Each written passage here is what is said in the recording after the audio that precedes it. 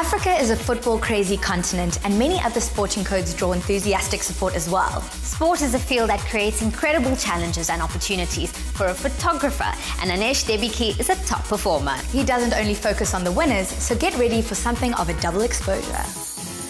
Always part of the action, Anesh Debiky has photographed hundreds of sports events, capturing those split-second moments that sporting fans worldwide want to remember forever. Intuition and experience are just some of the qualities that Anesh believes are the hallmarks of a great action photographer. Photographing people and events is one thing, but high-speed photography used for sports is a whole different ballgame, literally. Anesh Debiky has immortalized some of our greatest sporting heroes in action, but he's also seen the faces at grassroots level. Each photograph tells a different story, so let's meet the man behind the lens. Anesh was the eldest of a family of 3 children.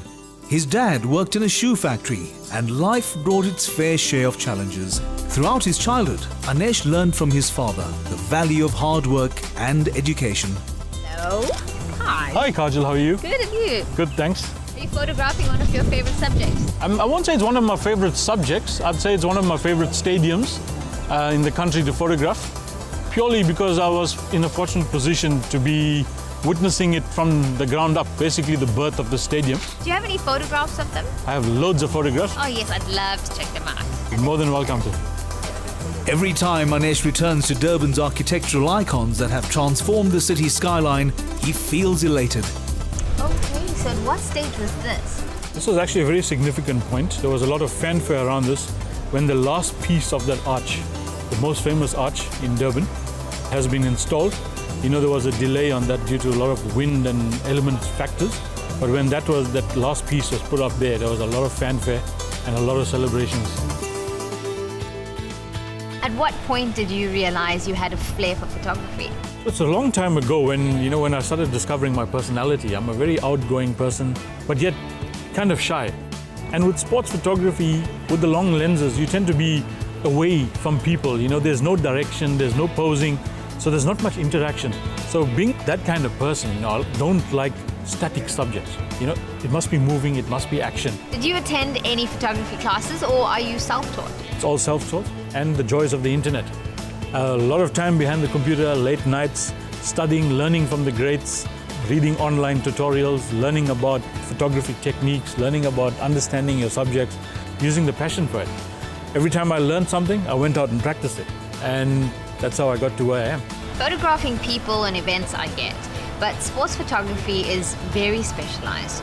Why did you decide to go into that? It all came down to studying the sport. You know, you got to learn the sport, you got to understand the way your subject moves, you got to understand the action, you got to understand the rules of the sport that you're photographing. I grew up watching a lot of rugby, I grew up watching a lot of cricket, our mainstream sport. So we played that at school, we played that on campus, so we understood the rules. And it made it very easy for me to translate the photography knowledge onto the sporting field by understanding the rules and knowing when to take a picture, hence knowing how to take a picture. What's your favorite sport to photograph? My favorite sport to photograph is definitely rugby. One, because it's non-stop action, end-to-end action, brutality of action, and it ends in 80 minutes. You've received some highly sought-after awards. When you took those photographs that won those awards, did you realize that it was an award-winning photograph, or it was anything special? We as photographers, we don't go out into the field with the intention of winning awards. You know, it's just capturing action, capturing the right moment. And it was just fortunate the judges found those action images to be on the upper echelons of sports photography, and they've enjoyed it. So we don't go out with the intention of taking award-winning pictures. It happens. The flames of xenophobia have been doused in KZN. But for wary foreign nationals remaining in refugee camps, this means facing an uncertain future.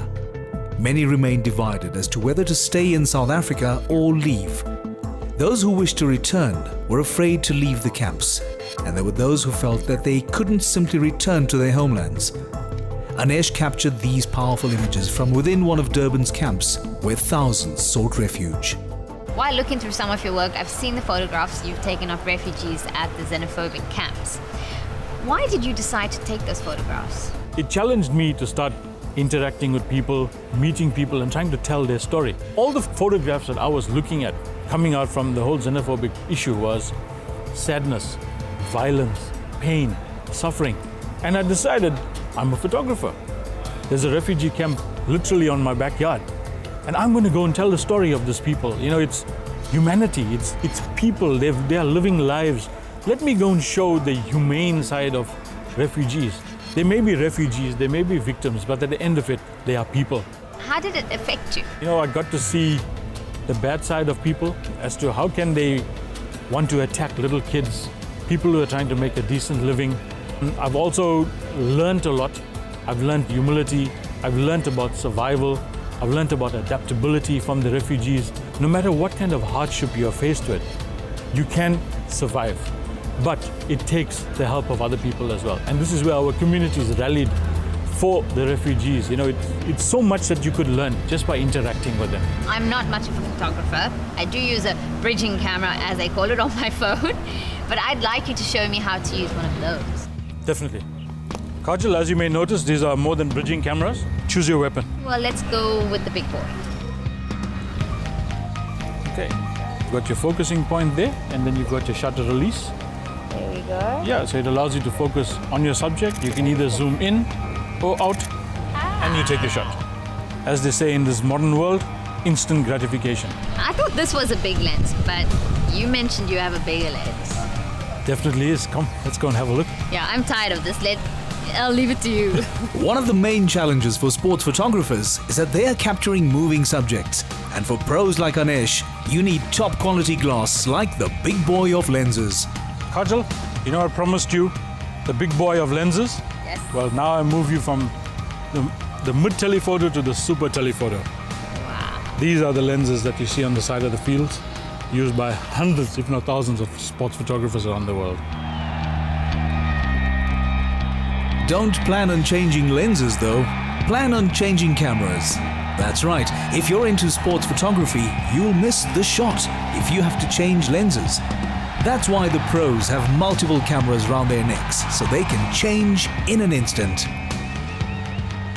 Anesh, thank you for a wonderful afternoon. You have taught me so much. You are so talented. So I'd like to take this opportunity to wish you all the success in the future. Thank you so much, Kajal. Thanks for having me and giving me the opportunity to showcase my work.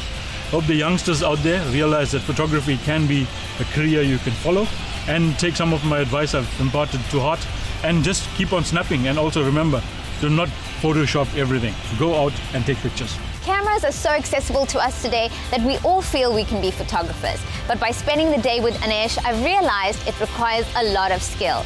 Anesh is a fine example of someone who recognized his talent and nurtured it every step of the way. And I have no doubt that his career can only grow from strength to strength.